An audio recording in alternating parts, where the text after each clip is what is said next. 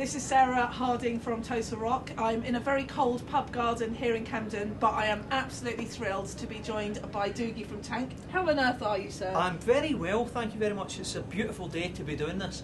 You know, it's the sun is shining, although you can't probably see it. I was a bit late. You were fine, but you had an eventful train journey. I had a wonderful train journey. I'm not really one for... I check my emails once in the morning and once in the evening. And if that kind of makes you uncontactable, I really don't need to be, you know. It's, I can't understand. I was on the train today and there's 20 people all sitting texting and phoning, and it's like, oh God. It's right. If you're that needy, and I think that's what it's done. I think it's made people very needy. And if I don't respond to a text message I get almost immediately, then I get another one going, are you all right? You know, so I think, you know, technology is a good thing if it doesn't take over your life. And I just can't. I really can't. I can't be bothered. I can't be bothered with it. If I say I'll be here at 3:20, I'm here at 3:20, right? And you were on the nose. That's what I do. That's what I do. I hate being late. That was something I learned from Yngwie Malmsteen. It was always part of my sort of makeup, but Yngwie has about 4 watches on at any given time, and they're always half an hour ahead because he hates to be late. And I agree with him. There's nothing worse than being late. My wife will be late for her funeral. She's always 7 minutes late. Drives me nuts. Was she late for your wedding? No, because I was in charge. And the brilliant thing, we got married in Las Vegas, right?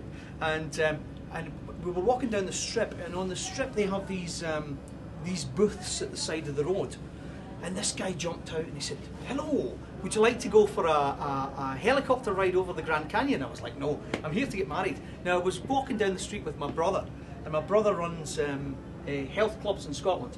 So he's sort of the shaved head and a bit muscly, and the guy said, "Okay, well, we can do anything in Vegas." And I said, No, this is my brother." And he said, "Trust me, we can do anything in Vegas." I was like, oh, God. So when my brother and I were leaving the hotel to get in the limousine to go and get married, $157 it cost. It was brilliant. Not this 10 grand and then you're in debt for the rest of your life. We walked out and the doorman congratulated myself and my brother, and my wife standing behind going, "No, I'm the bride." I'm the bride. It was brilliant. Just great moments, great moments. Only in Vegas. Only in Vegas. You are from the legendary band Tank. Can you give me the ultimate Tank biog? No. You were supposed to have Cliff and Mick here. To be honest with you, I didn't know very much about Tank other than the logo and the reputation, really. You know, and the reputation was really about they seemed to be a sort of school bully band. You know, they were very aggressive. It was very aggressive and very and on a punkier side of things. And I got involved with them because I'd been doing an album with Craig Goldie, who's the guitar player from Ronnie Dio's band, and Ronnie had gone off to do the Heaven and Hell album, and I contacted Craig and we wrote 5 songs together for my solo album. And then the powers that be heard it and said, "No, this should be a separate entity." So then I got in touch with Mick Tucker and we wrote "World Without Pity," and he said, "Look, Tank have been offered some festivals during the summer, but Algie Ward can't do it." Now, I don't know the reasons, and I'm not going to go into the reasons for that. And he said, would you come in and stand in and do this? And we might do an album after it. And I said, well, if we're going to do that, then we really need to... I don't want to go out and just play the older Tank songs. Let's write a couple of tunes. So we wrote Phoenix Rising and Great Expectations, and we went out and played them at Sweden Rock and an Italian metal festival, a German metal festival. And they went down really well because heavy metal and good rock music is now taking a resurgence. The folk that were there, the fans that were there, didn't know who Tank, because there was no videos, there was no YouTube back when Tank were doing their stuff. So we had a completely open a canvas to work from, and we went out there and we just rocked, man. I mean, it was so good, and the fans loved it, and they accepted the 2 new songs mixed in with the older songs. So then we decided that we would do an album, and I'm blown away with how good the album is, to be honest. Now the album's called War Machine. War Machine. When you're sort of jamming the songs together, do you think about how they're going to go down live? I think that sometimes there are certain songs that will obviously work in a live arena, but you never know until you actually go into rehearsals and play them. Every song that I try and get involved in writing, I always think of it, will it work live? But there's just some things that just won't, you know. And so I think of the 10 or 11 songs that we have in the album, I think 6 or 7 of them will work in a live situation. I don't know that the sort of slower songs will work, just because that's not what a metal audience really wants. You know, they don't want that, and they're not ballad. They're not ballads. They're, you know, but they're slow songs, a la Catch the Rainbow. You know, that kind of thing, where it's not a ballad, but it's a bit more moody and a bit more enjoyable. Well, this year has been hailed by sort of several journalists as the year for sort of classic rock and metal rock. Yeah. Would you agree with that? And what are Tank going to do to embellish that report? Well, I definitely agree. You know, I think that the X Factor generation, you know, it works for 7 to 9 year olds really, you know, and spinsters and bachelors sitting in their houses. It really doesn't add anything to anything musical, and I'm very happy to see the resurgence of rock music.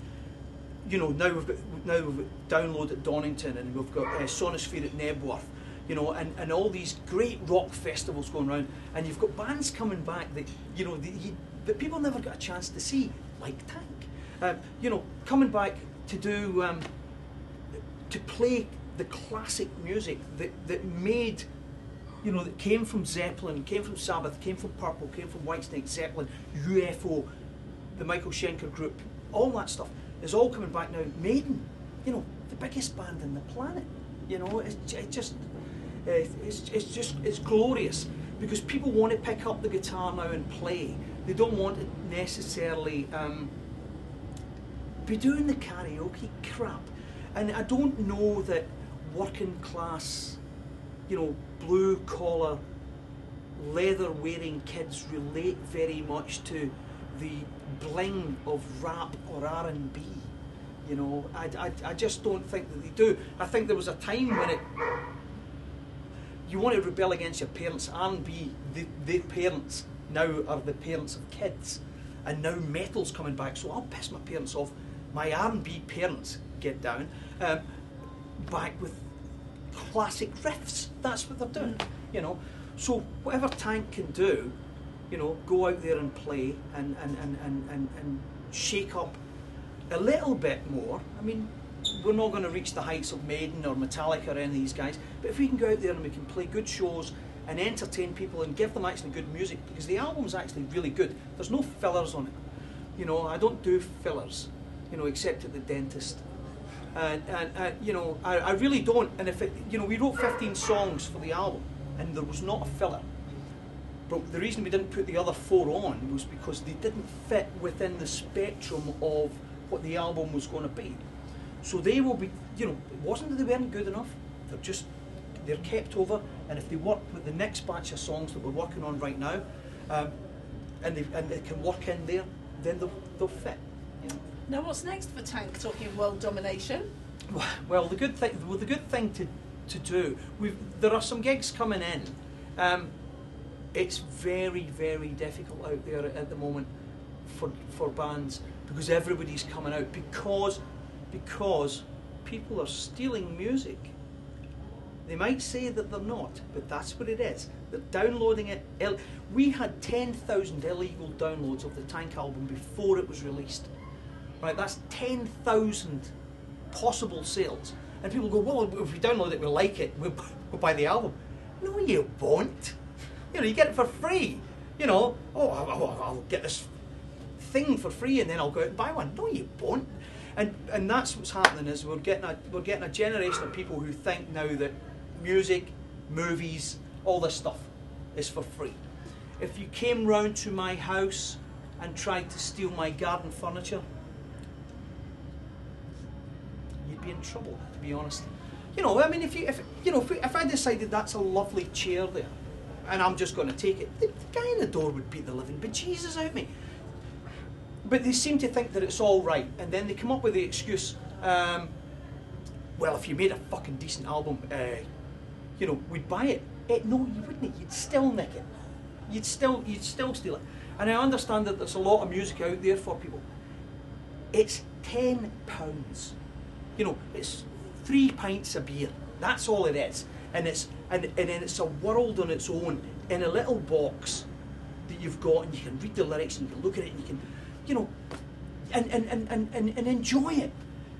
Because when it's an MP3, you know, on download somewhere, it doesn't sound the same.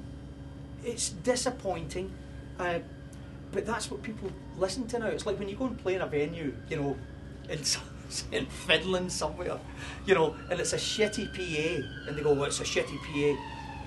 But that's what they're used to hearing, you know, and that's what they're used to hearing. So it's the same thing with the MP3. People like to hear it like that. That's not why we spend all that money recording the album, to make it sonically the best sounding album. We had Pedro Ferreira, you know, who did The Darkness and Therapy, and he's working with Meatloaf and this stuff. This guy knows what he's doing to make this album sound absolutely awesome.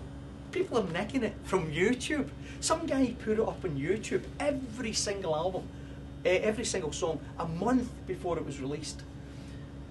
And I was absolutely furious, and I spoke to Chris Dale, who's the bass player in the band, and I said, well, what are we going to do with him? Because here's the great thing, right?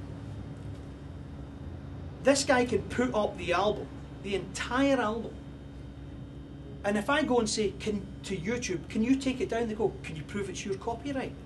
Now, what's wrong with that?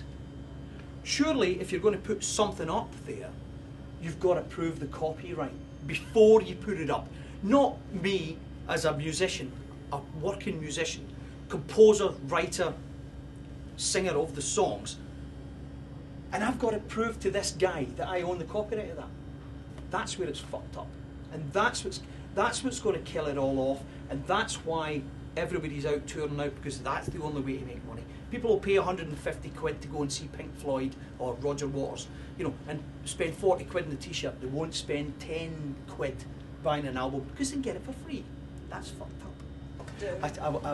I was out the other day, and I was trying. We were having some guests round for dinner, and 3 Nun was always the one that you drank when you were, you know, all Thunderbird, right? 49p, yeah. And the only Pinot Grigio, because it's all Australian, South African, Californian wines that they sell now, and it's very difficult to find a good Italian or French or whatever. And there was a Blue Nun Pinot Grigio, and I thought, whoa, will I spend the $5.99 buying that or not? You know, I didn't in the end. I went to the pub, but you know, but the whole tank thing's good. It's good. The album's fantastic. The reviews have been out of this world. I mean, I've never, you know, and I've played with some great players in the past, and you know, with Richie and with Yngwie, and never had reviews of an album this great. And so I really just hope that we can get a tour that justifies the album and the reviews. I mean, both sides of the coin are, yes, I read the reviews. If they're bad reviews, I think you're wrong. If they're good reviews, I think you're right. But so you have to take the good with the bad. I just want to get out there and play it, because they're a great bunch of guys. They're great players. The songs are brilliant, and we put on a good show. So it's just about getting out there and rocking, you know. Oh. Is that for me? They've come to get you. Is that for me? Doogy from Tank, thank you so much. Thank you for so coming on much. Total Rock. Brilliant. Thank you very much. Love and peace. brothers and sisters of metal. Yeah, Have I ranted? Did I say anything controversial that you can get me fired for? No, as far as I'm aware. Alright, not so far.